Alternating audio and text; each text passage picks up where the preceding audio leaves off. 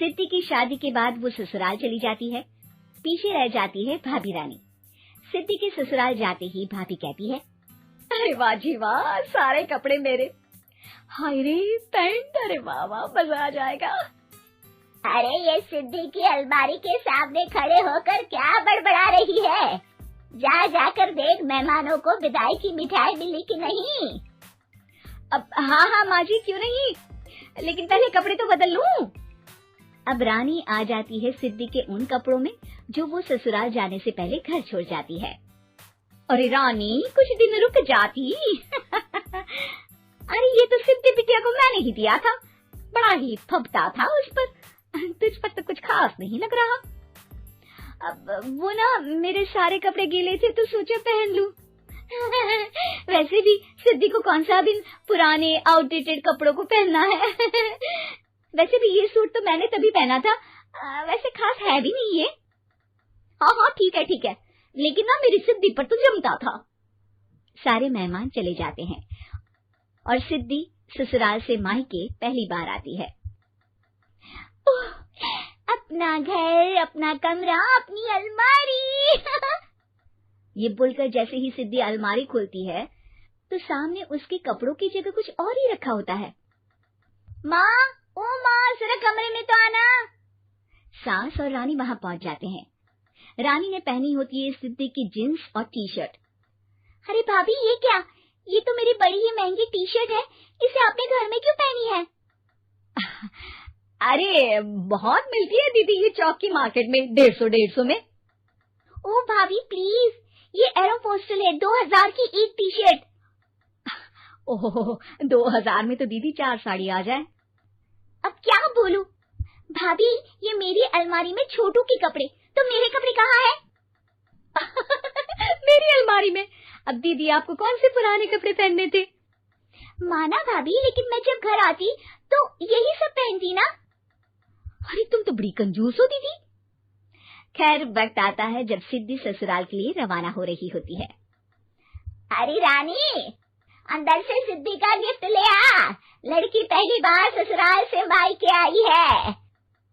रानी अंदर जाती है और एक सिंपल सी साड़ी लेकर बाहर आ जाती है। ये लीजिए माँ जी। सास बेटी को गिफ्ट देकर ससुराल भेजती है। अगले दिन रानी एक सुंदर सी साड़ी पहनकर सामने आती है। अरे रानी, ये तो वो साड़ी है जो मैंने सिद्धि को देने के लिए दी थी जब वो ससुराल ले जाती, लेकिन ये तूने कैसे पहन ली? अरे माँ जी, ये साड़ी तो मुझे बहुत पहले से ही पसंद थी, लेकिन चिंता ना करिए, मैंने सिद्धि के लिए भी अच्छी सी साड़ी दी है। हाँ। तभी सिद्धि का फोन आता है।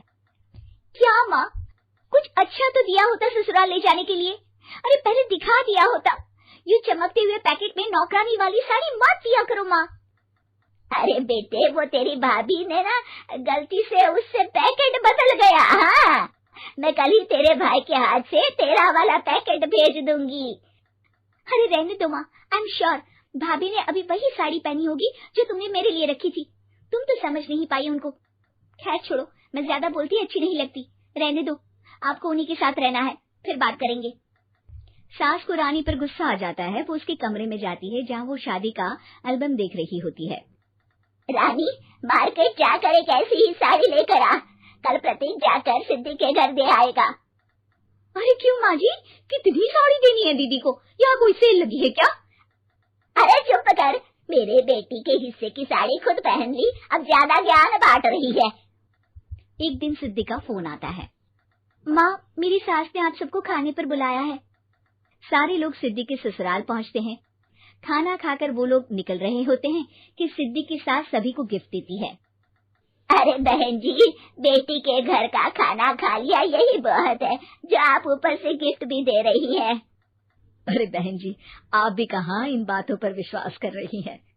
सास सभी को गिफ्ट देती है, लेकिन रानी को जो साड़ी देती है वो अजीब सी हरे रंग की, लाल रंग की बड़ी छाप वाली होती है। अरे छी, ये कौन पहनेगा? सासू माँ को तो जरी वाली इतनी सुंदर, और मेरे लिए ये नौकरानी वाली। अरे भाभी, दरअसल मैं जब भी घर आती थी आप वापसी में ऐसी ही साड़ी देती थी ना, तो माँ ने सोचा कि आपको आपकी पसंद की ही साड़ी क्यों ना दी जाए। बेचारी रानी, बोलती भी तो क्या। सिद्धि और सास रानी का चेहरा देखकर हंसने लगती है, तो रानी समझ जाती है कि अपने ही बिछाए जाल में वो फंसी।